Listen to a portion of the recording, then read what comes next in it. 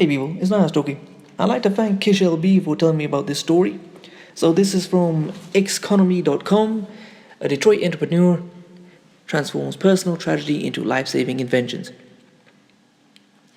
Orlando Robinson has always been a tinkerer, growing up near Schoolcraft and Greenfield on the west side of Detroit. He was the kind of kid who dismantled electronics just to reassemble them for fun. He graduated from high school early, enrolled at Wayne State University at age 16, and landed in Iraq with the U.S. Marine Corps a year later. His neighborhood, he says, was not a place that put a premium on scholastic achievement. I was fortunate to have people in my life who lifted me up but kept me focused on being a positive person, he says. I did the pre-college engineering program, DAP-SEP, for a year, but I'm not a degreed engineer, I'm an ideas guy.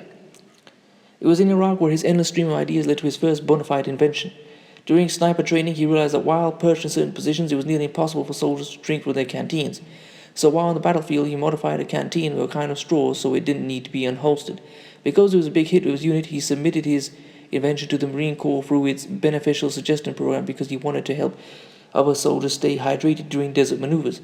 After serving in Desert Storm, Robinson put these ideas to rest for a bit and came back to the United States.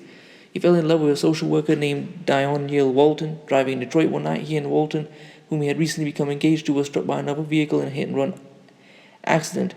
Both Robinson and Walton were ejected from the car. Robinson survived the accident. Walton did not. Neither had been wearing seatbelts. Let this be a lesson, people. Always wear your seatbelts. It's not something to take lightly. Anyway, let's keep going. Robinson's grief spurred him to action. He returned to his childhood hobby of tinkering and invented something called the seatbelt shifter lock, a device that prevented drivers from shifting a car out of park unless the seatbelt was fastened. I got a lot of interest in that, Robinson recalls. Job offers came from Lear and Delphi, but Robinson turned them down to focus on starting his own auto supply business, designing circuit boards, hardware, and software for automakers.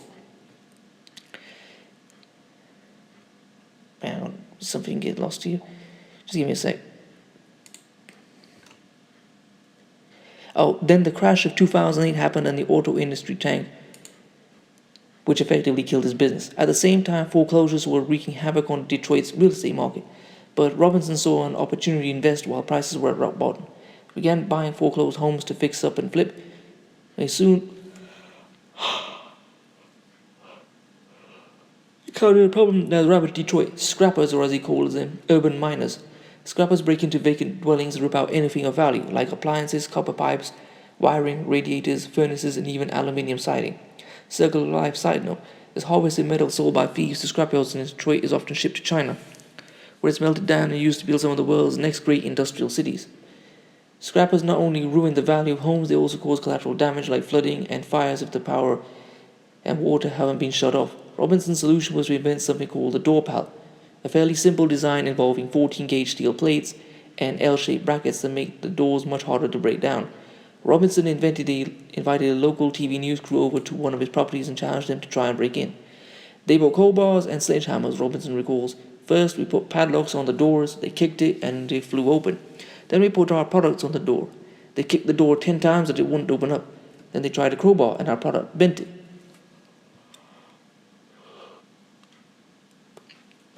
Robinson says the door pal isn't foolproof, but it makes the scrapper's job vastly more difficult. After his demonstration was televised, Robinson says he got contracts from the city and a few banks to secure vacant homes across Detroit. Within a few months, he was up to 300 contractors securing homes in 3 states before, as he explains, the money to fund the contracts began dwindling as the housing market picked back up. Robinson filed a patent application for the door pal, which is pending, and was working on his various inventions and businesses when tragedy struck again 2 years ago, though this time it didn't involve his family.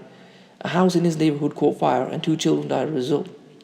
His son, who was 6 at the time, said to him, "Dad, you're an inventor. You should invent something so this doesn't happen to any more kids."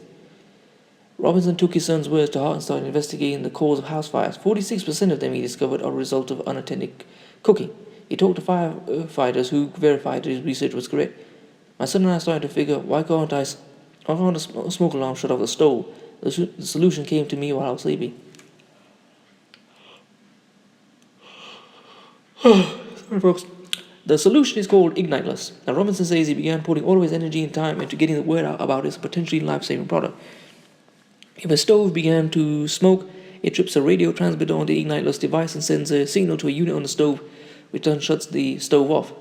Robinson has established a company called D&D Innovations to sell igniteless. The name of the company comes from his late fiancée, Dionyle and Princess Diana. When Princess Diana died, Dionyle was in front of the TV crying. He says explained that his fiancée felt a connection to Diana because of a mutual passion for social work. It's ironic that Dionyle then died in a car accident. Through D&D Innovations, Robinson is reaching out to insurance companies trying to persuade them to offer their customers policy discounts for using his product the same way they offer discounts for smoke alarms. He launched an Indiegogo campaign to raise the money to get igniteless into the hands of consumers in places like college dorms, assisted living facilities, and hotel suites, but he suspended the campaign last month after he got a call back from the TV show Shark Tank. He says he's waiting to see the outcome of Shark Tank auditions before he relaunches the crowdfunding campaign. We're beyond the prototype stage, we're ready to manufacture, Robinson says. All he needs is a bit of funding and the FCC to issue him a license for igniteless radio transmitters, and then he says he's ready to begin manufacturing his product in Detroit. His research has determined that there are 250 million stoves in America's homes. If he's able to sell igniteless at $150 each to just 5% of the markets, he estimates it would generate $3 billion. But Robinson is quick to point out for him, it's not really about money. I'm like living the dream, he says.